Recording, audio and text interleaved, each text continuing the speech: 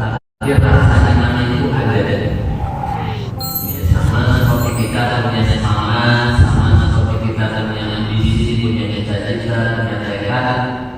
Itu nggak kita bisa cari sesungguhnya, tapi ada dalam diri kita, ada perasaan bahagia, ada perasaan senang, ada perasaan sedih.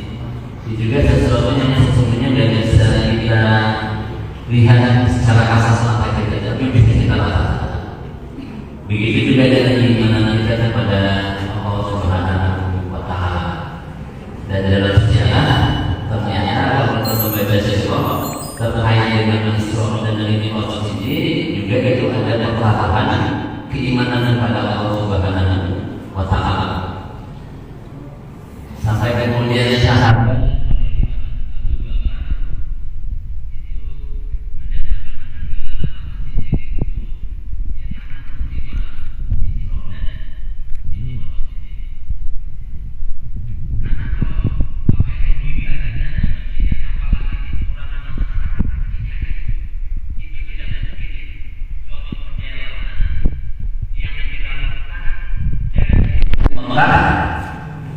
ke Palestina, ke Baitul Maqdis, kemudian naik ke Sidratul Muntaha sampai pada Baitul Maqdis, sampai kemudian Rasulullah pulang lagi ke Mekah, kemudian dia menceritakan kejadian itu kepada para penduduk Mekah. Jadi jangan orang-orang kafir ya, para sahabat saja dengan logika mereka, dengan apa yang mereka rasakan selama dalam kehidupan mereka, kalau jadi sebenarnya Nabi Muhammad itu melakukan perjalanan satu malam dari Mekah ke Palestina, naik ke Sidratul Muntaha sampai ke Baitul Maqdis, sampai kemudian dia pulang lagi ke Mekah gitu. Maka kemudian ketika Rasulullah tanyakan kepada Abu Bakar, maka Abu Bakar menjawab, saudara. Ya, Abu Bakar membenarkan apa yang diceritakan oleh Rasulullah SAW dan apa yang dijalankan oleh Rasulullah SAW. Bahkan kata Abu Bakar, kalau lebih daripada kejadian itu, maka kata Abu Bakar, aku diam, aku akan membenarkan.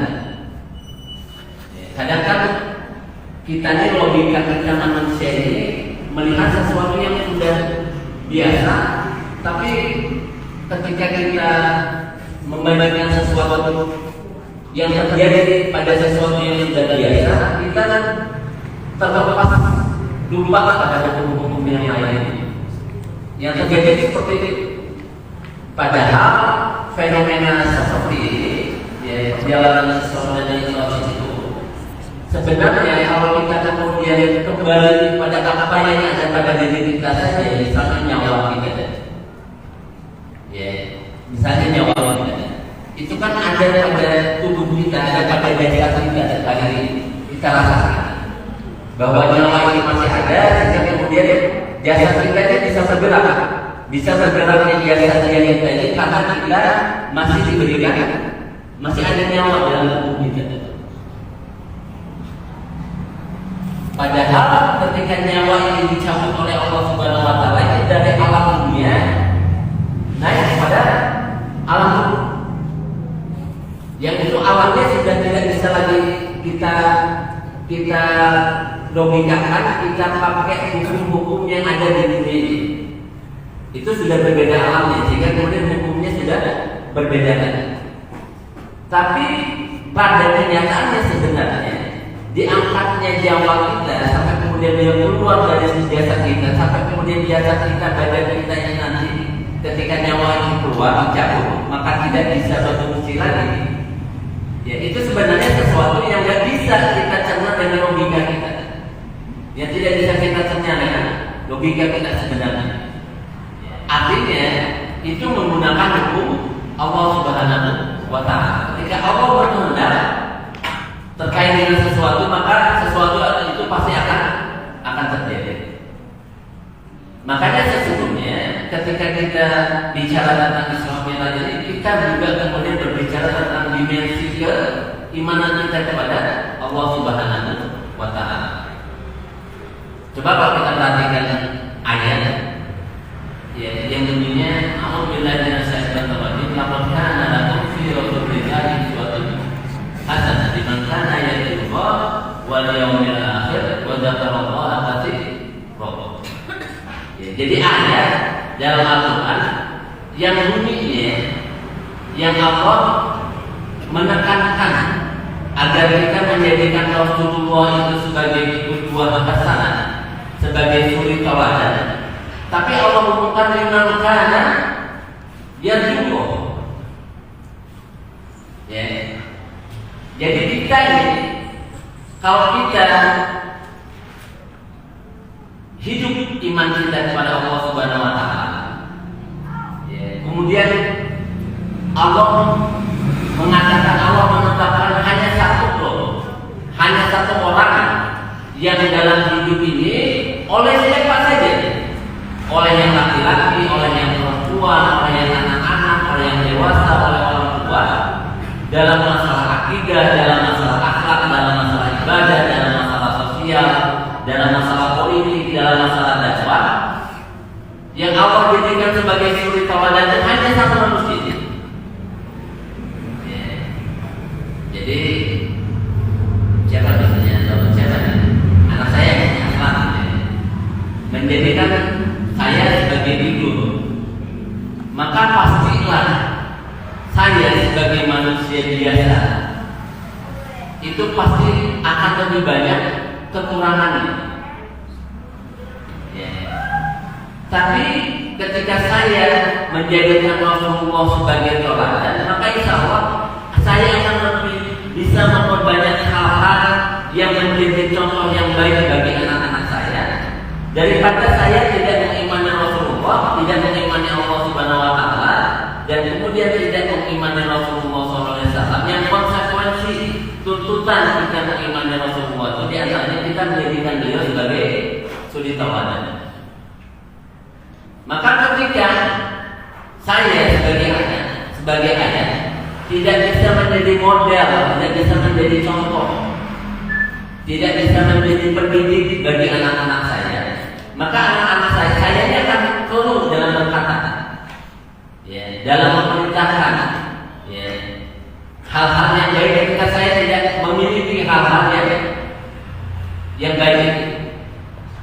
Kalau dalam kaidah bahasa Arab itu fakirus saya lagi barang siapa yang tidak memiliki modal kebaikan, tidak memiliki modal, itu tidak akan bisa memberi, tidak akan bisa memberi. Makanya dunia pendidikan kita, bapak-bapak, dunia pendidikan kita cara umum di sekolah-sekolah.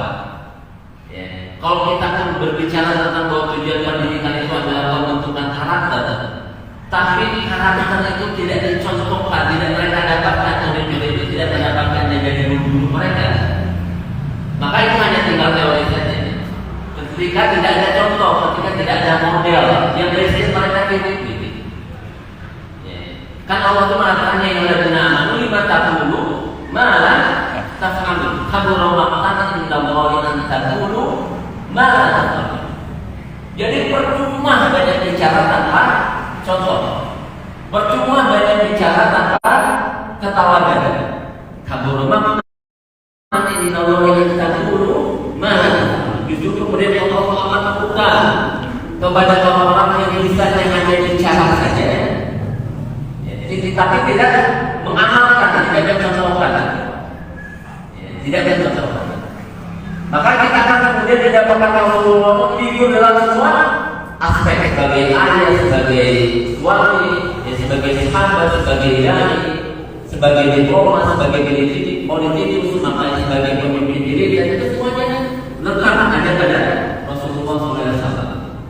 Nah, kita punya keinginan kuat untuk kemudian hanya memilih Rasulullah ini satu-satunya Rasulullah, orang yang paling pantas untuk kita jadikan sebagai Rasulullah adalah ketika kita beriman kepada Allah Subhanahu wa Ta'ala. Liman kana yarju.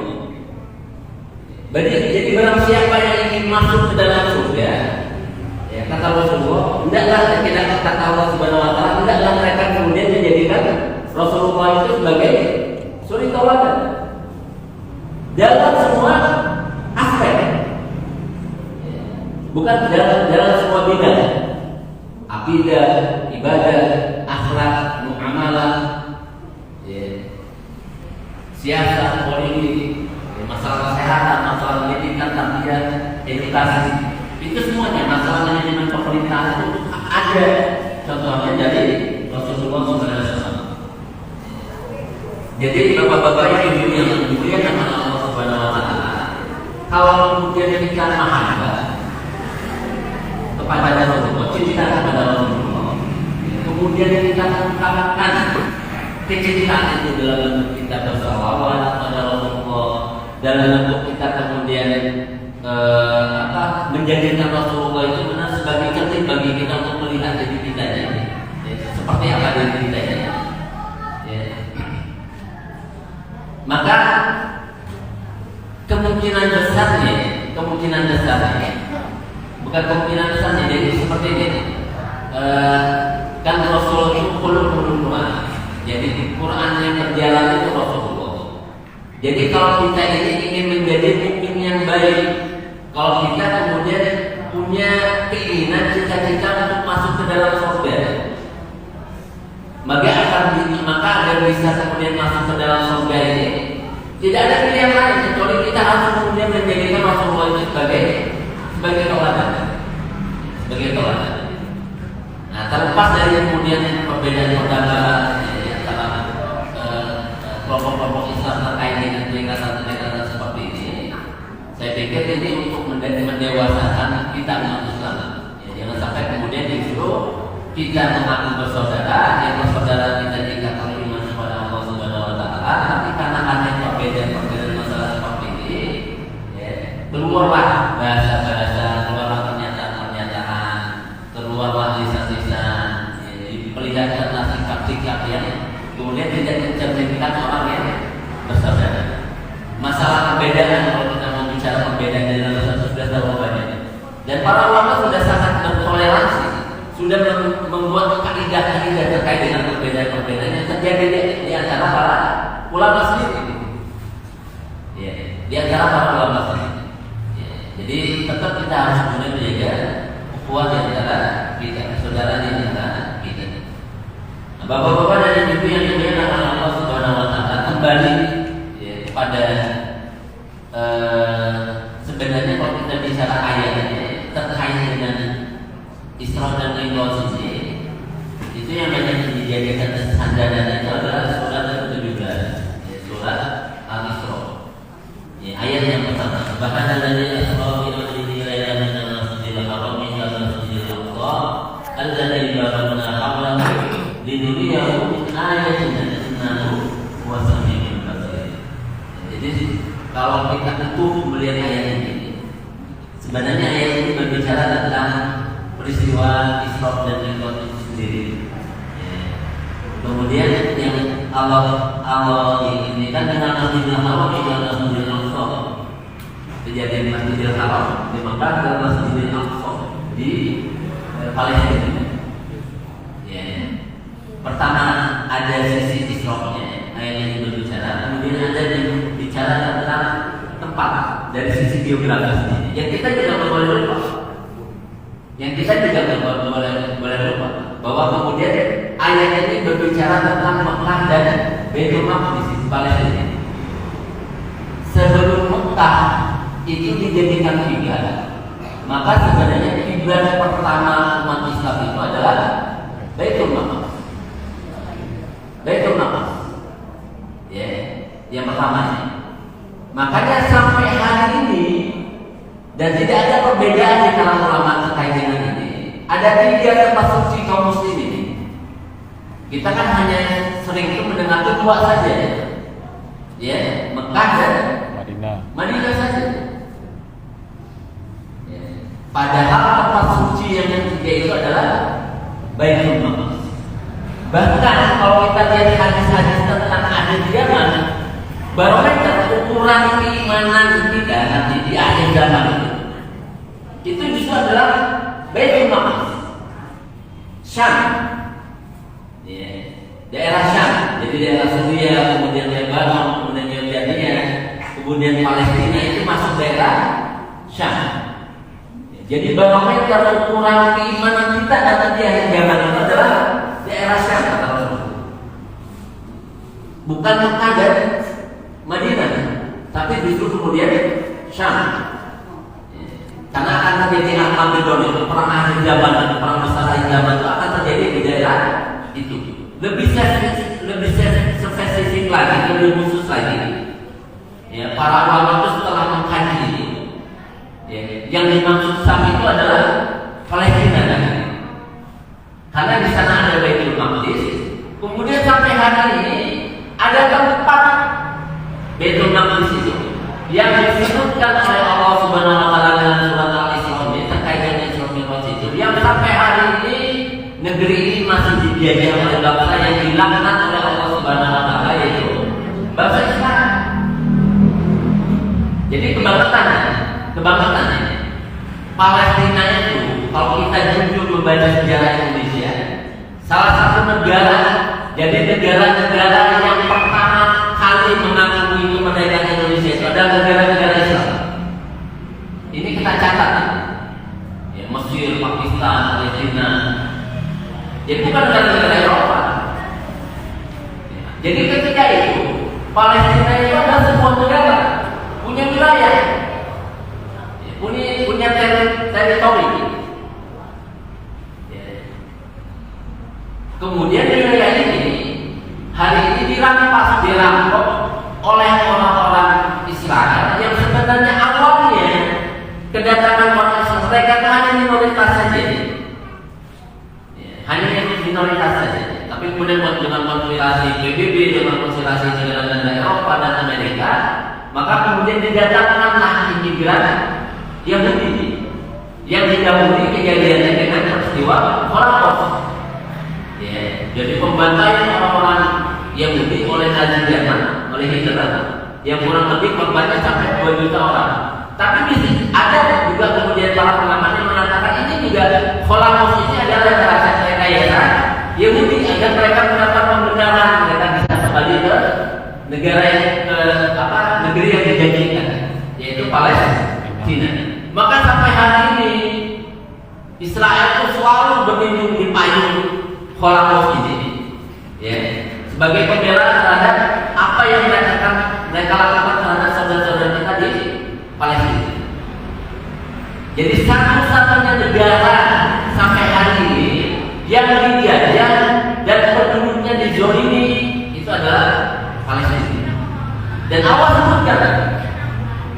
Jadi kan bisa kita bicara tentang Islam dan kita, kalau kita bicara tentang keimanan kita kepada Allah Subhanahu wa taala, keimanan kita kepada Rasulullah SAW, kita memisahkan dengan apa yang terjadi hari ini di Palestina. Bahkan para ulama itu kalau kemudian melihat hari ini kondisi Palestina, secara khusus misalnya di Gaza, apa yang dijadikan oleh Rasulullah SAW dalam hadisnya, ya, tentang pasukan Al-Mahdi, ya, tentang pasukan yang dipimpin juga oleh Al-Mahdi dan Indonesia, itu ternyata tanda-tandanya itu sudah ada di Palestina. Jadi di Palestina itu ada wilayah namanya Gaza. Gaza itu terpisah dari tepi barat. Tepi barat dan Gaza itu hanya wilayah yang kecil saja. Jadi wilayah Palestina itu sudah dirampas oleh orang-orang Yahudi, kemudian disisakan oleh orang Yahudi pada kita kaum muslimin di sana. Itu ada di tepi barat dan ada di Gaza. Jadi itu terpisah. Nah, Gaza itu bapak-bapak dan ibu, Gaza itu luasnya itu hanya 32 km persegi. Gaza itu 32 km persegi, ada daratan, ada lautan. Yang kemudian lautannya juga dibatasi, tidak boleh sampai kemudian laut bisa menangkap ikan secara nanti ini, dibatasi oleh orang ini. Dan Gaza ini ditembok oleh tembok yang sangat tinggi, di bawahnya tinggi 30 meter, ke atasnya juga tinggi 30 meter. Sehingga orang Gaza ini berada pada penjara hari ini. Sejak 2006, ya, Gaza ini diblokade oleh Israel, nggak boleh masuk apapun ke sana. Tapi sampai hari ini dengan izin Allah Subhanahu Wa Taala, bukan Israel itu nggak ingin mencapai Gaza, sangat ingin menjadikan seluruh pasir Palestina ini tanah yang mereka. Tapi sampai hari ini dengan izin Allah Subhanahu Wa Taala, Gaza itu belum tidak bisa ditentukan oleh Israel. Walaupun Israel itu punya senjata yang luar biasa, walaupun Israel itu kemudian didukung oleh kekuatan yang luar biasa Amerika dan Eropa. Mengapa? Kemudian para ulama hari ini menyaksikan ada kelompok atau banyak kelompok di Gaza ini yang para penjualnya rata-rata itu hafal Al-Quran 30 juz, rajin sahur, rajin tahajud, minimal hafalan Qurannya dan ini sangat sedikit, hafalan Qurannya itu 20 juz. Jadi ini yang kemudian membuat pertolongan Allah itu datang, selalu datang. Sampai dalam beberapa peperangan ketika Israel itu invasi ke Gaza, mereka mendapatkan tentara-tentara Palestina, tentara-tentara Gaza itu berbaju putih yang tidak mereka bisa kalahkan. Makanya saya tadi agak ini ya, ketika kita membaca salawat-salawatnya tadi, itu ada salawat untuk ahli, juga ada salawat untuk ahli badan, ahli badan. Jadi badan itu para ahli badan, pejuang badan itu oleh Allah sudah dapat jaminan. Saking beratnya perang badan. Bayangkan.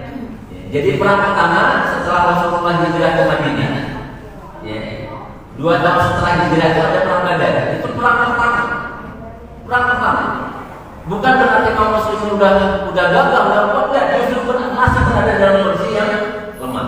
Jadi orang-orang yang terlibat dalam perang badan itu memang orang-orang yang luar biasa kualitasnya. Kita bayangkan. Jadi misi pertama mereka itu bukan perang, tapi menghadang kafilah dagang Abu Sufyan. Jadi yang pulang dari Syam. Jadi peralatan yang mereka bawa oleh Rasulullah dan para sahabat yang jumlahnya kurang lebih 312 orang ketika itu bukan untuk berperang. Tapi ternyata kemudian di perjalanannya Abu Sufyan itu ada intel. Yang intel ini kemudian menginformasikan bahwa kelompok mereka, kafilah mereka itu akan dihadang oleh Nabi Muhammad dan kaum muslimin. Maka kemudian Abu Sufyan itu mengutus utusan untuk meminta bantuan ke Mekah. Maka oleh Mekah kemudian diutuslah 1.000 tentara yang memang persiapannya untuk perang. Jadi kita bisa bayangkan psikologi manusia, 300 orang menghadapi 1.000 orang, dan 1.000 orang ini lengkap, senjatanya lengkap, logistiknya lengkap, kendaraannya lengkap. Maka kemudian kata Allah mengatakan Rasulullah, yang lalu Rasulullah mengatakan setelah perang Badar ini apa saja yang dilakukan oleh ahli Badar itu tidak akan menjadi dosa bagi mereka. Walaupun sebenarnya tidak akan mungkin gitu.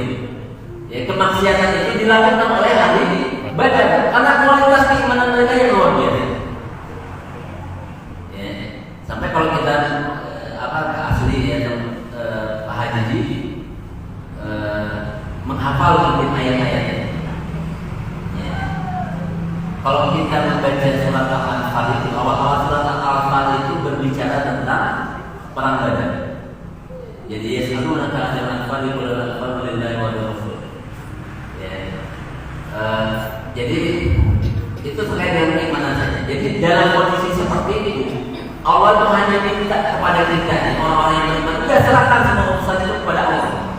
Tidak ada kekuatan yang bisa mengalahkan kekuatan Allah Subhanahu wa Ta'ala. Itu dibuktikan dalam perang Badar. Dibuktikan dalam perang Badar. Jadi pertambahan keimanan kita, ketawakalan kita, itu diperlihatkan oleh Rasulullah dalam perang Badar. Sampai dalam perang Badar itu Rasulullah menangkan dalam Al-Quran. Itu orang-orang kafir itu dipotong oleh para malaikat. Jadi ada ayat istaghfiru rabbakum fastajaba anni mumiddukum bi alfin minal malaikati murdifin. Jadi Rasulullah dan para sahabat karena seperti itu ya Allah, enggak mungkinlah hanya bisa mengalahkan 1.000 itu. Maka kemudian Rasulullah istighosa itu minta pertolongan kepada Allah Subhanahu wa Ta'ala, berdoa. Digambarkan dalam riwayat Rasulullah sampai bercucuran air mata sampai bengkotnya.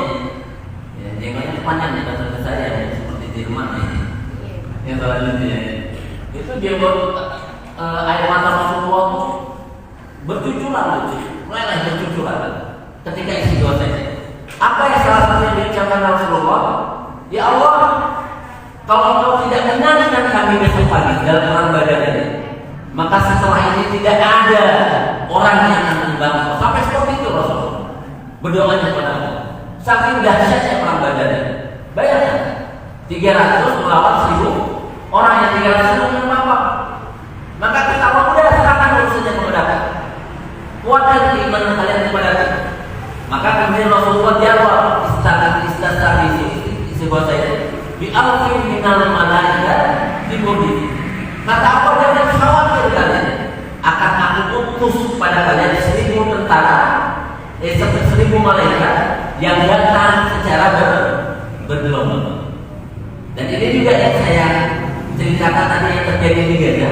Tentara Israel sampai terkencing-kencing, terbirit-birit, benar? Ya, ketika mereka masuk ke Gaza ini, maka mereka mendapatkan pasukan-pasukan di Gaza itu bukan manusia, tapi orang-orang berbaju putih, orang-orang berkuda yang tidak bisa mereka kalahkan, yang menghancurkan tank-tank mereka. Padahal tank-tank Israel itu buatan Amerika, teknologi Amerika. Bandingannya itu Rusia, tapi itu bisa dihancurkan ketika masuk ke Gaza. Jadi oleh Allah itu gampang, oleh Allah.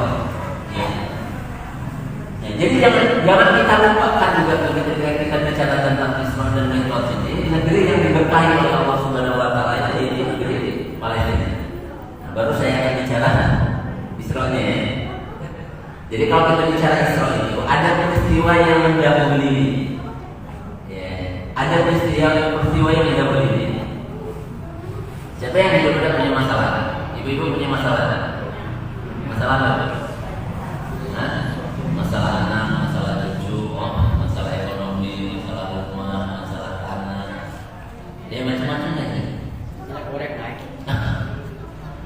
Bagian Ramadan ini sembako naik, ada kemarin ada yang nyari bensin Pertalite jadi mana gitu, ujung-ujung orang menteri pertama, kemudian gas ini jadi cukup. Masalah ada. Kita ngelucu deh kalau ada masalah. Ngelucu ya? Ngedumel lah. Ngedumel lah. Stres aja. Stres aja. Ya kalau masalah agak besar, stres juga aja. Tapi bapak-bapak dan ibu-ibu, sekalipun kita mempunyai masalah sehebat-hebatnya masalah kita, itu masih lingkupnya pribadi atau keluarga yang berbeda.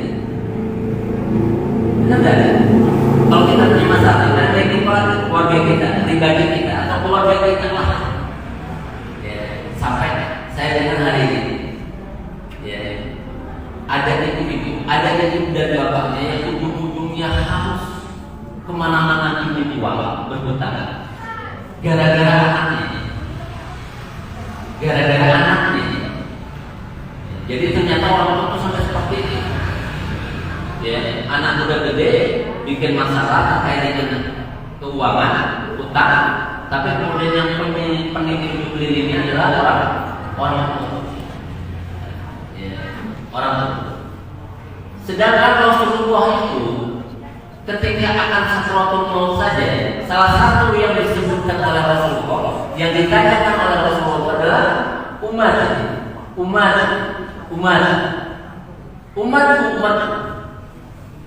Jadi Rasulullah itu masalahnya yang dipikirkannya bukan hanya pribadi, tapi sudah umat.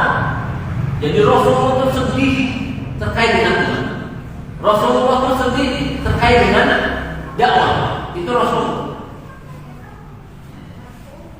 Jadi kita bisa bayangkan manusia pilihan seperti itu yang pasti Rasulullah itu memikirkan umat ini bukan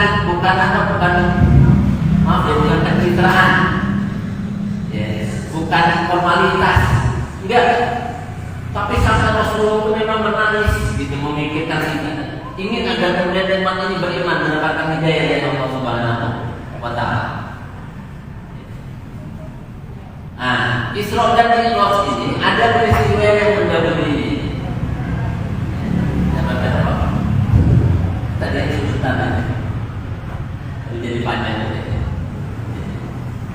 Jadi ada dua secara Rasulullah ketika di Mekah kan tugas Rasulullah ini balighul risalah, menyampaikan risalah Allah Subhanahu wa Ta'ala.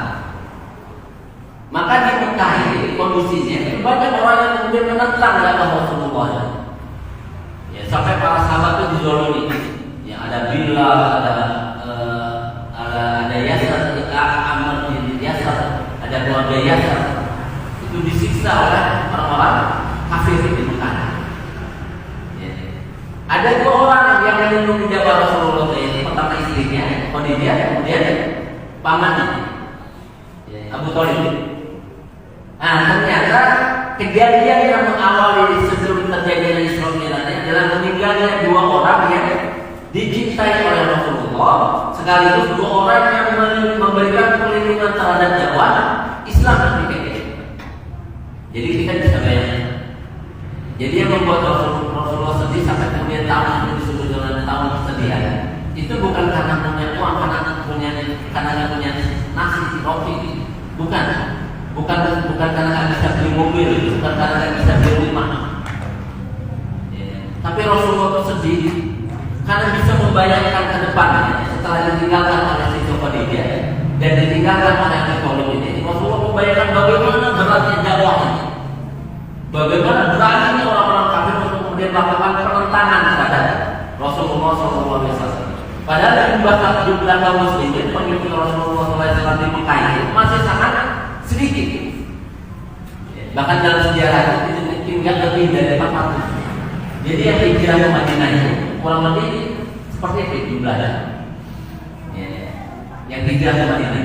Jadi bayangkan Rasulullah 13 tahun dakwah di Mekah. Yang menerima dakwah Rasulullah hanya kurang lebih 400 orang selama 13 tahun. Berat ya Rasulullah? Berat, sedih. Katanya ibu jalan-jalan ke pantai kan? Katanya, apa? Katanya kayak haji di jalan. Ngapain pada jalan ke pantai? Kok biasa sih? Cari hiburan? Iya lah. Ada di mata lihat laut. Beda dari di mata ke pasar. Ini ke pantai. Ya. Jadi kan berwisata itu, bertamasya itu, reklah itu sesuatu yang kita butuhkan. Kenapa? Kita ini baru jenuh saja. Ya. Mengapa kita kemarin ke pantai kita jenuh? Ibu kan udah 3 bulan, 6 bulan di dapur terus masak. Kan jenuh Bu ya.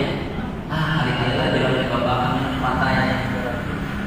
Itu kan kebutuhan manusia. Ya. Bukan berarti di keluarga di rumah kita tidak bisa bercengkrama, tapi mungkin ketika ibu kumpul sesama ibu kan lepas pertamanya bisa ngobrol bebas, jadi yang khas ibu lah. Iya kan? Yang bisa guyon, ada bude tidak? Ada bude tidak? Bude pasar. Ya kan bude itu bilang, oh kami ini hampir seminggu tiap hari di pasar saya yang dijadikan informasi. Ya bayangkan, kita sih bayangin senang dapat duit dari pasar menjual. Orang yang menjual capek di pasar. Maka perlu sekali-sekali untuk kemudian reklah tamasya. Artinya tamasya itu kebutuhan jiwa kita, kebutuhan psikologi kita, kebutuhan jiwa kita. Makanya Islam itu bukan agama yang kaku buang, nggak boleh senyum, jangan senyum, enggak. Senyum lah cukupnya, tertawalah cukupnya, bersedekahlah cukupnya. Rimalah bersama masyarakat. Bahkan Rasulullah itu kalau kita baca sirah, itu ada hari-hari di mana Rasulullah itu berlomba lari dengan istri, itu agar timbul keceriaan. Jadi Pak Haji nanti dengan Yunani ya, lomba lari ya, kali-kali teman-teman dan kakak-kakaknya. Nah, jadi Rasulullah ini Isra dan Mi'raj itu, makanya kemudian dalam ayat ini linuriyakum ayat ini. Mengapa kemudian Rasulullah itu diperjalankan dalam Isra dan Mi'raj itu? Karena Allah itu ingin menghibur Rasulullah, karena Rasulullah sedang bersedih. Padahal ke depannya itu, ya, kan setelah Isra dan Mi'raj ini adalah hijrah. Jadi hijrah itu tidak seperti rela makan ya, seperti kita ada pantainya makan turun apa? Kalau ada di standby di sini bisa nunggu sopir sasaran kita makan apa tawa di pantai dan rutin tetap dirawat nunggu tetap bersabar karena kita sulit gitu ya ini Rasulullah itu yang mungkin ayat ini dengan Isra dan Mi'raj itu diperlihatkan oleh Allah ayat-ayat Allah Subhanahu wa Ta'ala agar apa? Agar Rasulullah kesedihannya hilang, kemudian keimanannya menjadi segar kembali. Kenapa? Karena tantangan dakwah ke depannya itu akan lebih besar lagi, yaitu diantaranya adalah hijrah. Jadi hijrah itu ya, bagi kita yang sudah pernah umroh atau sudah pernah haji, itu bisa membayangkan lah ya, Mekah Madinah itu kurang lebih itu 500 kilometer, 480 meter. Kalau kita umroh atau haji, baik yang nanti turunnya daratnya dari Jeddah ke Madinah dulu, ya, di Madinah dulu, dikeluarkan umrohnya baru ke Mekah, atau misalnya dari Mekah ke Madinah, kita kan naik tol, ya, naik tol. Ya. Tapi kita bisa membayangkan kondisi alat-alat yang seperti itu seperti apa gadasnya, seperti apa panasnya. Jadi Arab Saudi kalau panas itu bisa sampai 50 derajat atas. Kalau dingin bisa juga sampai kemudian sangat dingin. Ya, bisa 8 derajat tapi kurang berbeda dari 8 derajat. Jadi dingin sekali. Ya, dingin sekali. Itu bukan dalam keadaan saya juga menyambung dari. Kalau kita pada tempatnya dalam keadaan aman. Kalau Rasulullah waktu hijrah dalam keadaan keamanan yang tidak yang genting sekali.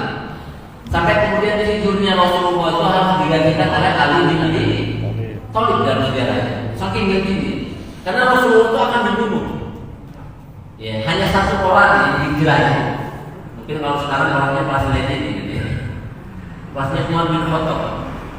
Jadi yang terang-terangan hijrah itu hanya satu orang, yaitu Umar bin Khattab. Kata Umar, kalau ada anak yang ingin jadian ini, ya, silakan kemudian menghalangi untuk hijrah. Kalau ada istri ingin kemudian menjadi janda, ya silakan suaminya untuk kemudian menghalangi Umar untuk hijrah. Karena Umar itu preman, mantan preman, ya, mantan preman, tapi bukan maksudnya jiwa premannya nggak ada lagi. Tetap aja dia orang yang tegas, orang yang keras. Sampai ketika sudah masuk Islam, tidak ada orang yang berada di mana. Satu-satunya orang pengikut Rasulullah itu yang hijrah secara terang-terangan itu adalah Umar bin Khattab. Saya pastikan aja. Jadi ini ada kaitannya dengan psikologi Rasulullah yang sedih. Kemudian Allah akan memprogram Rasulullah itu akan punya tantangan dakwah yang jauh lebih besar, yaitu hijrah. Yang tantangan luar biasa, tantangan keamanan luar biasa, tantangan dari sisi geografis, iklim itu luar biasa, tantangan kemudian di Madinah juga sangat luar biasa. Maka kemudian diperjalankan oleh Rasulullah SAW oleh Allah Subhanahu Wa Taala dalam Isra dan Mi'raj. Nah saya ingin potong. Ya, kita kan hari ini nggak mungkin bu yang punya masalah jalan-jalan kota terus dan mungkin nggak mungkin. Ada satu obat yang Allah sendiri berikan obat itu sebagai oleh-oleh dalam Isra dan Mi'raj. Jadi salah satu yang diwajibkan kalau kita baca siratul Rasul naik Baitul Maqdis. Kemudian ketemu dengan Allah Subhanahu Wa Taala. Jarak Rasulullah dengan Allah itu seperti ujung busur panah. Ya, siapa namanya dari ujung busur. Itu seperti ini. Kita tentu nggak usah membayangkan seperti apa Allah itu. Terus Allah itu akan berbeda dengan yang diciptakan dengan makhluk. Bahkan dengan yang kita aja nggak bisa lihat yang waktu aja nggak bisa apalagi lihat Allah Subhanahu Wa Taala. Cuma para ulama mengisahkan seperti ini. Nah, yang diwajibkan, yang diberikan oleh Rasulullah, syariat yang diberikan, taklif pembebanan yang diberikan oleh Allah langsung itu adalah syariat sholat. Pertama diwajibkan oleh Allah itu 50 kali sehari semalam. Kebayangkan ya? Saya aja di masjid di terserah aja. Kalau sholat asar itu tak kayak kan ya, masbuk juga ya. Badan dekat. Hanya 5 kali sehari semalam, bayangkan. Pertama disyariatkan diwajibkan itu 50 kali sehari semalam. Sampai Rasulullah turun ketemu dengan Nabi Musa, kata Nabi Musa nggak mungkin umat kuat. 50 kali sehari semalam sholat. Kuat kan? Ya, kita tahajud lebih pilihannya bisa 2 tahajud 3 witir aja. Susah. Apalagi kalau 50 sholat wajib. Bisa kita bagi waktu tengah malam kita mungkin tidur sholat lagi. Sampai kemudian dikurangi oleh Allah Subhanahu Wa Taala sampai di mana? Di Mekah. Nah ini obat. Jadi kalau kita punya masalah yang terkait dengan, kalau kita punya masalah dan pasti masalah dan kita kemudian dapat kita punya beban secara psikologi, siapa saja? Maka satu-satunya jalan ada jalan yang lain. Ya. Jadi kalau punya masalah makan coklat, benar tak? Katanya makan coklat itu bisa mengurangi stres 30%, tapi nggak nyelesain masalahnya. Ya. Punya masalah narkoba, nggak nyelesain masalah, nambah masalah. Punya masalah, misalnya apa misalnya? Pegadaian. Oh, pegadaian. Pinjol. Menyelesaikan masalah atau masalah ya. Tapi kan perasaan kita ini, gundahnya hati kita ini, nggak bisa diselesaikan dengan tidur, nggak bisa diselesaikan dengan makan, nggak bisa diselesaikan dengan minum. Karena dia terkait dengan sesuatu yang gaib. Inna Allaha yaqulu bainal mar'i wa qalbi. Yang tahu tentang hati kita ini hanya Allah Subhanahu wa Ta'ala. Maka kalau kita punya masalah, kalau kita sedang sholat, lupakan perasaan cinta kita kepada Allah Subhanahu wa Ta'ala agar ringan masalah-masalah kita. Dan yang benar bahwa bisa menyelesaikan masalah hanya Allah Subhanahu wa Ta'ala. Benar kan? Ibu biasa membaca surat ayat kursi. Ya. Salah satu makna dari surat ayat kursi itu, kalau kita beriman kepada Allah Subhanahu Wa Taala, berarti kita sudah memegang hal yang kuat, yang kokoh. Kita berpegang pada sesuatu yang sangat kokoh, iman kepada Allah Subhanahu Wa Taala. Maka yakinlah. Kalau kita sudah beriman kepada Allah Subhanahu Wa Taala, beriman kepada Allah itu bukan ecek-ecek ya, karena ecek-ecek. Bukan hal yang kecil. Tauhid itu agung, keimanan itu agung, masalah yang paling agung. Ya. Pokok pangkal dari semua masalah ini adalah keimanan. Kalau orang tidak beriman kepada Allah Subhanahu Wa Taala, siap-siaplah punya masalah yang akan membuat dia gelisah dan biasa dalam diri. Tapi kalau orang yang beriman kepada Allah Subhanahu Wa Taala, sebesar apapun permasalahannya, ketika kita kembali kepada Allah Subhanahu Wa Taala, masalahnya akan menjadi ringan. Kita ada tempat mengadu, kita akan ringan, dan lebih jauh nanti Allah akan selesaikan masalah-masalah kita. Gak apa-apa, bisa ditanya ya. Kenapa saya tanyakan asalnya? Malam Senin kemarin kami bertiga ya. Dan istri saya di luar. Kita pakai ikut acara yang ada di nama Darul Afiqah.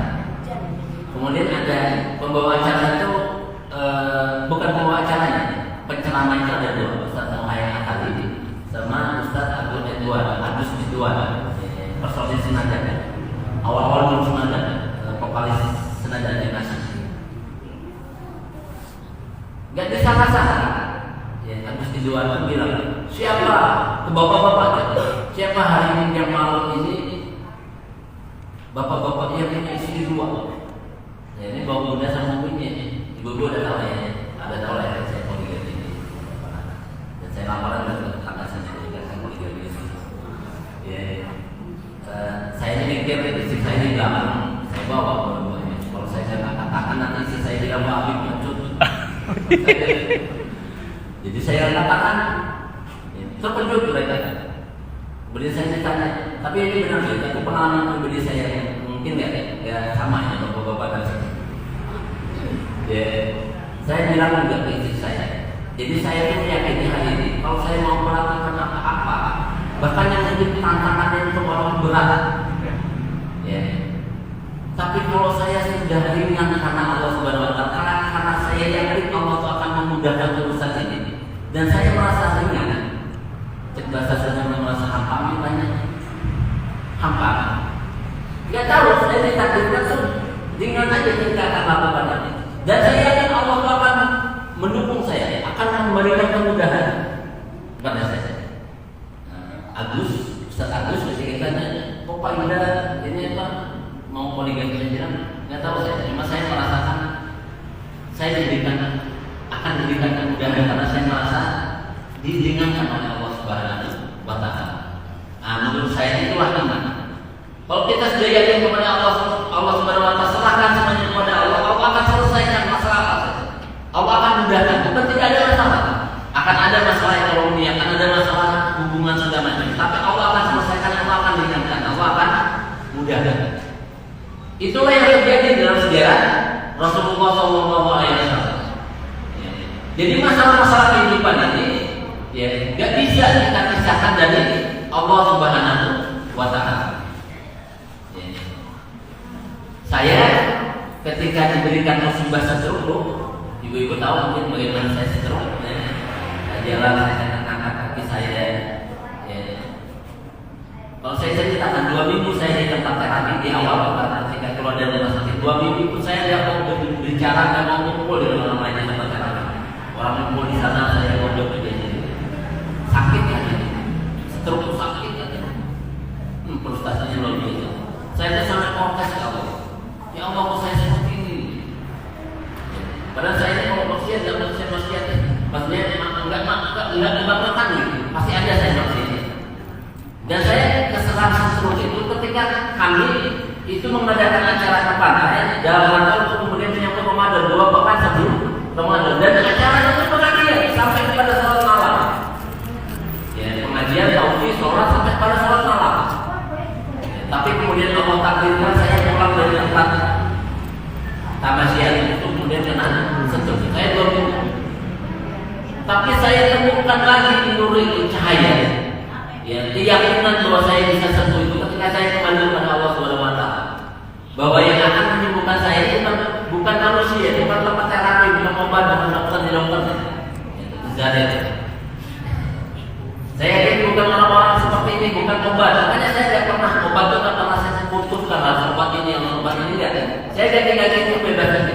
Karena saya yakin kalau saya ini bisa jadi obat karena Allah Subhanahu Wa Taala itu saja. Ketika saya sudah kembalikan ini kepada Allah Subhanahu Wa Taala, plong hati saya, tidak ada perasaan malu, tidak ada perasaan takut, tidak ada. Itu yang saya rasa. Karena saya ceritakan kepada orang-orang yang stroke, bukan masalah obat, bukan masalah di tempat di mana kita kemudian terapi, tapi masalah psikologi ini, masalah jiwa kita. Ya.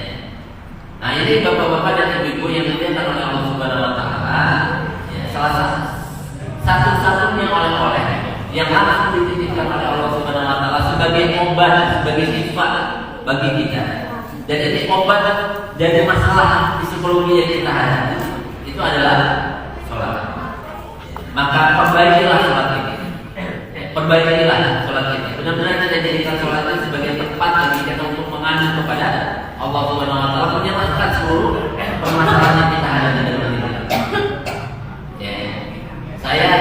Saya coba kemudian menerapkan ini dalam sholat saya. Satu surat yang menjadi pokok dari sholat kita itu adalah Al-Fatihah. Dan yang ini dari Al-Fatihah itu adalah Iyyaka na'budu wa iyyaka nasta'in. Maka dianjurkan ketika saya sholat kita memahami apa itu masalah. Karena dalam sholat ada doa Iyyaka na'budu wa iyyaka nasta'in. Maka insya Allah masalah kita akan diselesaikan oleh Allah Subhanahu Wa Taala.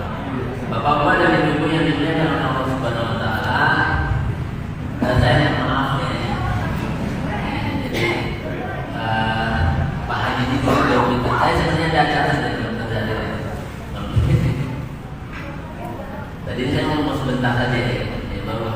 dibilang kemarin, ya. Tapi mudah-mudahan ya, kedepannya kita bisa rencanakan lebih baik lagi ya. Jadi ini kalau kita pegang hasil pidana dari Allah. Jadi orang-orang ketika acara seminar, ketika acara muharram, ketika acara kuliner tidak datang. Ya, datang ke masjid. Bukan ibu-ibu ini saja, bukan bapak-bapak ini yang berbeda ke masjid. Ya, nanti acaranya kita susul. Biarlah orang yang mendengarkan kita. Kita bikin ini acaranya seperti ini. Lebih ini. Tidak usah takut-takut, tidak usah takut. Oke? Jadi saja yang mohon maaf. Ya, jadi saya ini kayaknya ketika keluar dari Tasik ke masjid ini juga jadi baca terus. Jadi baca terus. Ini saja yang bisa saya sampaikan. Mudah-mudahan bermanfaat bagi kita semuanya.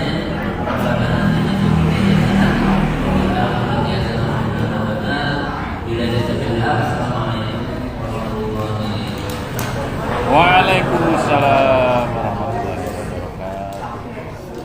Mengapa kemudian Allah mensyariatkan sholat di hari itu? Pertama, memang pastilah saya ayolah dengan dan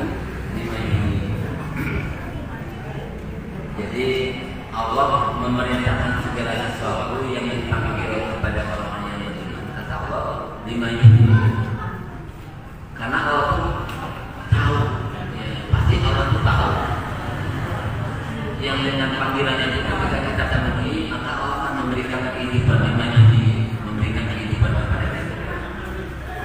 Nah, terkait dengan sholat, bagian terbesar dari sholat yang kita laksanakan ini bukan pada gerakannya, bukan pada kaifiatnya,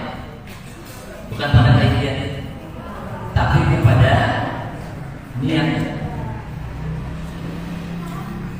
Tolabul mablutin. Kita sholat itu dalam rangka untuk mencari ridho Allah Subhanahu wa ta'ala. Jadi fokus dalam sholat itulah hati kita. Allah itu hadir dalam hati kita, itu fokus kita. Nah, silakan saja yang terkait dengan Allah ini bisa kita rasakan masing-masing apa. Kita bisa merasakan cinta kepada Allah Subhanahu wa ta'ala, kita bisa merasakan makrifat mengenal kebesaran Allah Subhanahu wa ta'ala. Dari mengenal Allah ini kita bisa semangat, kita bisa ikhlas, kita bisa sabar, kita bisa tawakal, kita bisa tenang. Silakan ya kita merasakan. Yang jelas bagian yang paling besar dari sholat ini adalah hal-hal yang sifatnya bagi ini. Adapun yang ini kita nggak bisa khilafiyah, nggak bisa perbedaan pendapat. Kalau kaitannya dengan dia, pasti tujuannya adalah Allah Subhanahu wa ta'ala. Maka setiap orang yang beriman dari apapun mazhabnya, dari manapun masjidnya, dari apapun kelompoknya, itu pasti yang namanya Tuhannya itu hanya Allah Subhanahu wa ta'ala. Baru kemudian yang kedua itu kaifiyah, tata caranya. Baru kemudian di kaifiyah ini akan kita temukan banyak sekali khilafiyah, perbedaan pendapat. Ada orang yang memulai tahiyat itu sudah selesai dari awal. Ada orang yang kemudian asyhadu an la ilaha illallah, baru kemudian intinya naik penunjuknya. Ada orang yang biasanya tahiyatnya kalau di Tasik itu, kalau kami di Jawa Barat itu ada orang persis. Orang persis itu seperti ini. Asyhadu an la ilaha illallah tentang tahiyat. Ya, itu kaifiyah, itu baru tahiyat ya. Bab tahiyat saja orang sudah berbeda-beda pendapat kita teman. Dan insya Allah kita husnuzon. Ya. Semua itu ada dalilnya dari Rasulullah SAW. Ya. Masalah kunut ada perbedaan, tapi ada prakteknya di zaman Rasulullah. Jadi kalau kita bilang nggak ada prakteknya di zaman Rasulullah. Ya. Masalahnya kemudian pada Rasulullah itu bisa kita terapkan atau tidak, ada yang mau menerapkan, ada yang mau tidak. Menurut itulah khilafiyah, perbedaan pendapat. Maka terhadap hal-hal yang beda pendapat ini kita harus kemudian berlapang dada saja. Tetap aja kita ini saudara semuanya. Dari sisi keimanan kita ini saudara. Apa yang membedakan? Gak ada. Iman kita sama, kiblat kita sama. Allah kita sama, Rasul kita sama, banyak yang sama. Dan jangan kotori amalan hati kita, niat kita, karena perbedaan kaifiat kita. Hati kita jadi kotor. Gak boleh, jangan rusak ibadah kita. Jangan. Udah bersihkan hati kita. Yang menerima ibadah kita ini hanya Allah Subhanahu Wa Taala. Ya, makanya tadi sore itu ada Pak Haji di rumah. Ya, ada beberapa hal yang kami bicarakan. Saya diantaranya menyampaikan, udah jangan khawatir, Allah tuh paling tahu tentang hati manusia, paling tahu tentang niat kita, paling tahu tentang kondisi kita. Udah aja, Allah pokoknya tahu. Itu nanti yang Allah bilang. Jadi hati-hati ya, jangan kotori hati kita, karena ibadah itu yang dinilai oleh Allah itu bukan pada kaifiatnya, bukan pada tata caranya, tapi pada hati kita. Ya, kalau kita harus menuntut sama antara saya dengan itu, dengan Pak Haji, dengan ke asli, keilmuan kita ini udah beda-beda, keilmuan agamanya ya. Maka itulah, dengan ilmu itulah kita praktek. Tapi kita punya kewajiban untuk terus menambah ilmu, ya, agar kemudian praktek kita itu mendekati apa yang kita yakini sebagai sebuah kebenaran, tanpa berarti bahwa apa yang kita ilmui sebagai sebuah kebenaran yang kita yakini itu kita klaim bahwa kita adalah yang paling benar. Enggak, ini kaifiat. Jadi jangan kita cacat hati kita hanya karena masalah kaifiat tata cara. Ya. Kemudian yang kedua, berjamaah. Ya. Berjamaah. Jadi untuk bapak-bapak terutama ya. Jadi kan kalau kajian ahad pagi itu sebenarnya kalau ibu-ibu afdolnya itu di rumah. Tapi kalau mau ke masjid boleh. Seperti itu ya. Kalau bapak-bapak afdolnya di masjid di waktu ya. Jadi yang saya pahami ya asli ya. Salah satu Syiah itu kayak gimana Syiah ya. Syiah itu kayak ada itu Syiah. Kayak kemudian orang takbiran Syiah. Ya, bagian daripada Syiah yang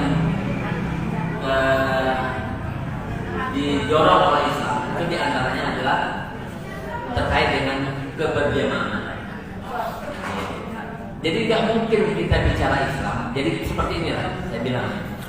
Jadi Islam itu dari hal yang kecil itu akan terkait juga dengan hal yang besar. Kalau kita bicara tentang manusia yang paling sempurna itu Rasulullah.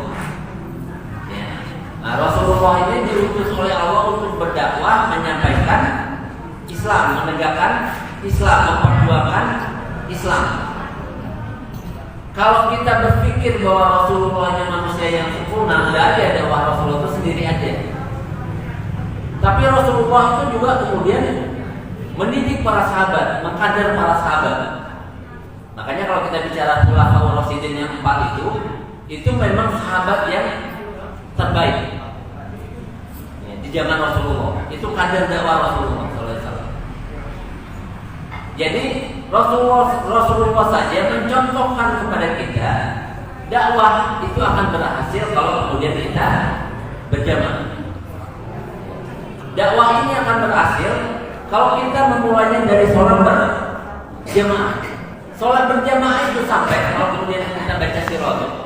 Ya, salah satu yang diperintahkan oleh imam itu sebelum sholat itu sebenarnya adalah memerintahkan para jamaah itu untuk kemudian merapikan soft. Bukan hanya karena sholat saja, karena rapinya soft kaum muslimin ini juga harus terlihat dalam kehidupan sehari-hari. Kita bisa bayangkan kalau kemudian ada perintah jihad atau perintah jihad di zaman Rasulullah. Kalau kemudian para sahabatnya dalam sholat saja tidak terbiasa untuk rapi, untuk sami'na wa ata'na, untuk mendengar dan kemudian taat. Kita bisa bayangkan dalam kondisi jihad akan seperti apa kalau orangnya seperti itu.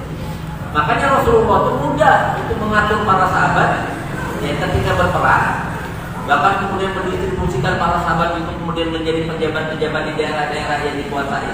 Karena para sahabat itu sudah tertib dalam sholat. Sampai dalam sholat itu kita diajarkan cara menegur imam kalau kemudian salah. Sehingga kaum muslimin itu bukan aib kalau kemudian rakyatnya mengingatkan pemimpin itu biasa sebenarnya. Jadi itu sudah diajarkan filosofinya dalam sholat. Ya, dalam sholat. Jadi itulah menurut saya. Jadi banyak hal yang menjadi filosofi yang baik, hal-hal yang baik, pelajaran yang baik, maka kemudian oleh Allah itu dalam Islam itu banyak syiar-syiar ibadah-ibadah yang syiar-syiarnya adalah berjamaah. Bahkan doa sendiri, doa itu kalau memang ini diucapkan beda, ada yang untuk pribadi, ada yang untuk kemudian kaum muslimin secara umum jamaah.